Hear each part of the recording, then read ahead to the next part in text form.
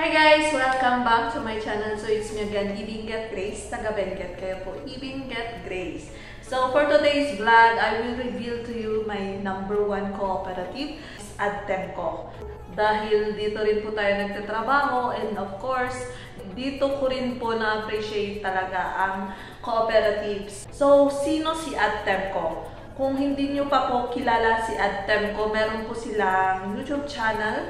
So, ililink ko na lang po sa description below para po ma-direct po kayo sa mismong channel po ng AdTemco. So, AdTemco, who is AdTemco? Abra Diocesan Teachers Employees Multi-Purpose Cooperative. So, kung titignan po natin yung pangalan is Teachers and Employees, para lang pa sa Teachers and Employees yan. So, hindi po. Sila po ang nag-umpisa nitong cooperative noong December 22, 1985. So, merong 74 individuals na nagkaisa to the purpose na magkakaroon po sila ng kooperatiba for the church workers' welfare.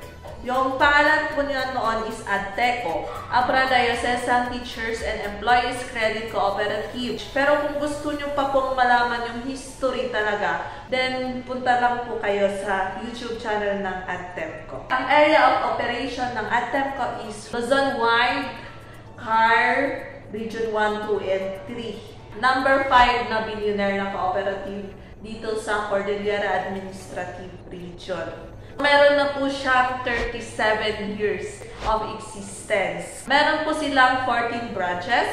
Mostly po yung branches nila is sa Abra po talaga. And yung iba is sa San Fernando, La Union, sa Manawag, Pangasinan, Urdaneta, Pangasinan, sa Cabanatuan, Nueva Ecija, and dito sa Benguet, and Baguio branch.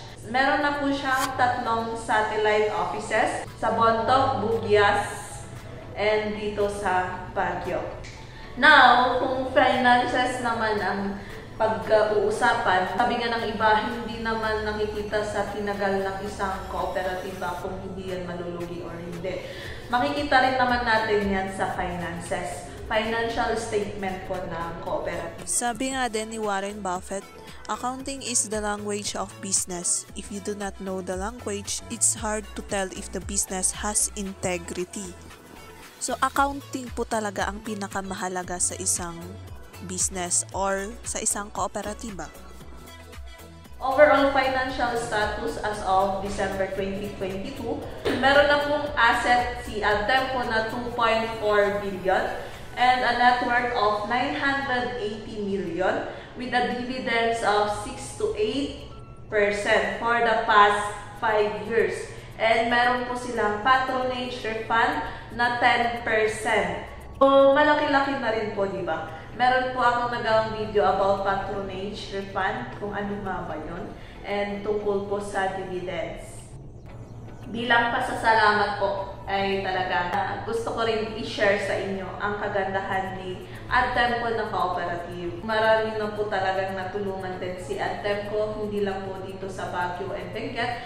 Marami din po sa mostly talaga sa Abra and sa mga branches po nito. Siyempre kung wala si AdTemco, ilang mga trabahador ang walang trabaho, diba? Nung time na yun talagang wala na akong trabaho nun, kaya I need to hunt a job.